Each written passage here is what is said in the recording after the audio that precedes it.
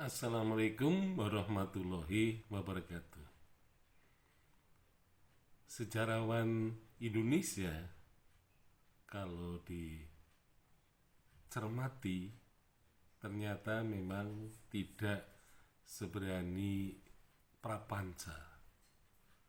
Dalam kasus Prapanca, ia menulis sejarah pada masa Hayam Buruk memerintah Majapahit.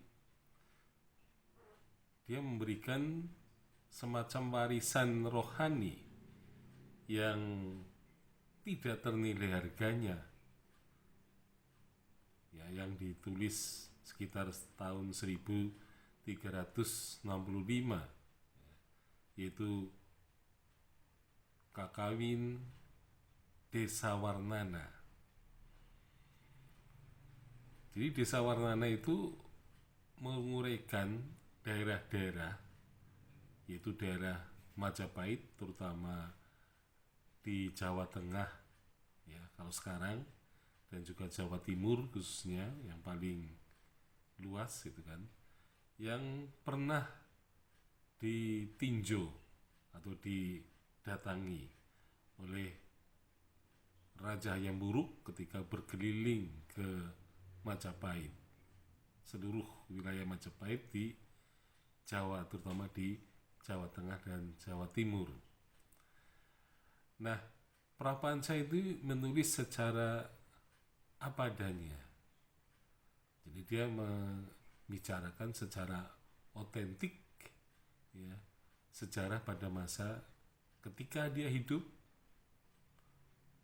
ya, meskipun kemudian dia dicerca oleh para peneliti pada misalnya dekade tahun 70-an, 80-an, 90-an gitu ya. Jadi cercaannya adalah, wah, Prapanca ternyata melakukan pemujaan terhadap raja. Kalau orang dengan bahasa yang kasar, dia cari muka, ya.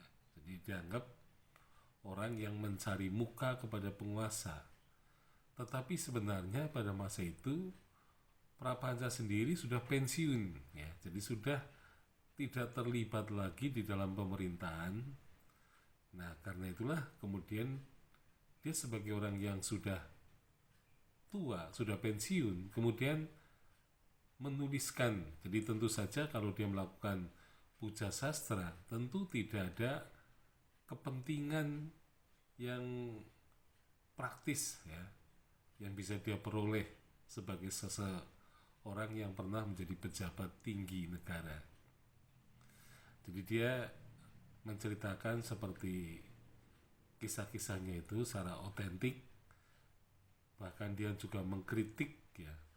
Kritikannya yang paling tajam adalah menyesali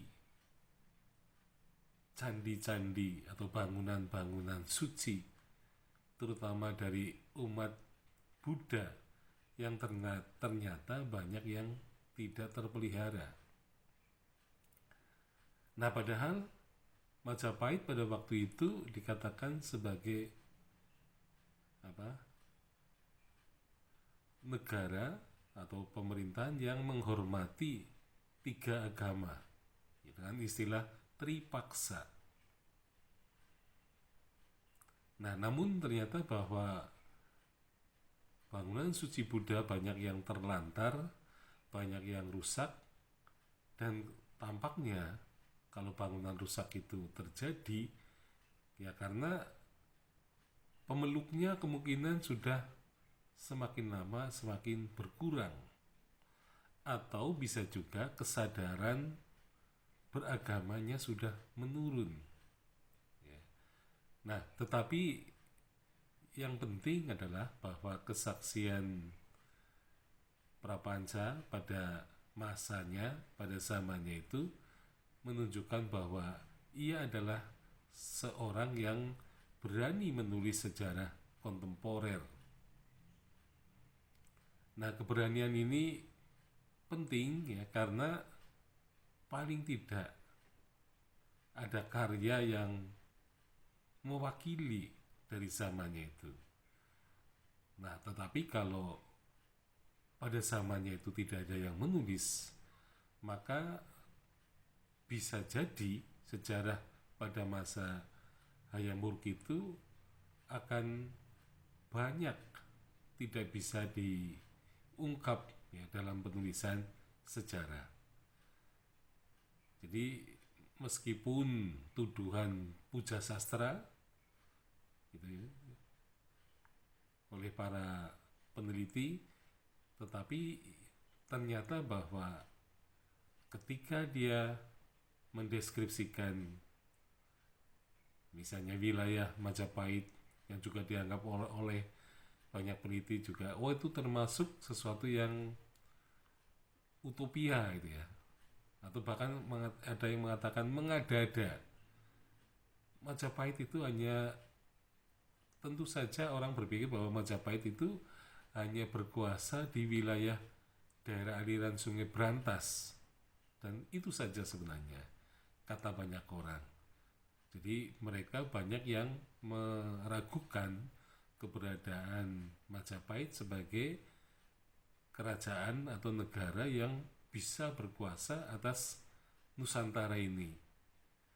Nah, tetapi berkat Prapanca sebenarnya keraguan itu menjadi berkurang karena pada dasarnya memang Prapanca sebagai orang yang sudah keluar dari pemerintahan, sebenarnya dia bisa berbuat atau menulis secara objektif. Nah, ini perlu ditiru oleh sejarawan sekarang. Jadi kita menulis sejarah yang objektif pada masa sekarang tanpa ada tujuan atau embel-embel kita ini mencari muka kepada penguasa.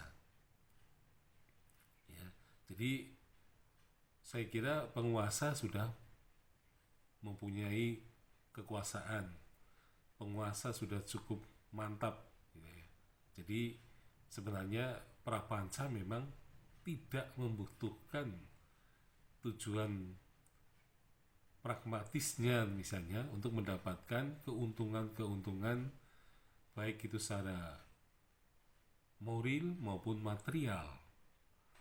Nah, tapi yang jelas bahwa sejarah memang harus ditulis ketika sedang berproses agar tidak ketinggalan dengan gerak ya, waktu yang tidak pernah berhenti, waktu tidak pernah kembali, dan waktu seringkali membuang banyak memori sehingga kita di kemudian hari akan memperoleh semacam kerugian karena data sejarah tidak bisa bertahan dan akhirnya kita hanya bisa menyesalinya karena mengapa sejarah yang sedang berproses itu tidak ditulis. Nah, itulah yang akan terjadi. Jadi sejarawan Indonesia ternyata tidak seberani Prapanca untuk menuliskannya di dalam karya historiografi. Sekian, Assalamualaikum warahmatullahi wabarakatuh.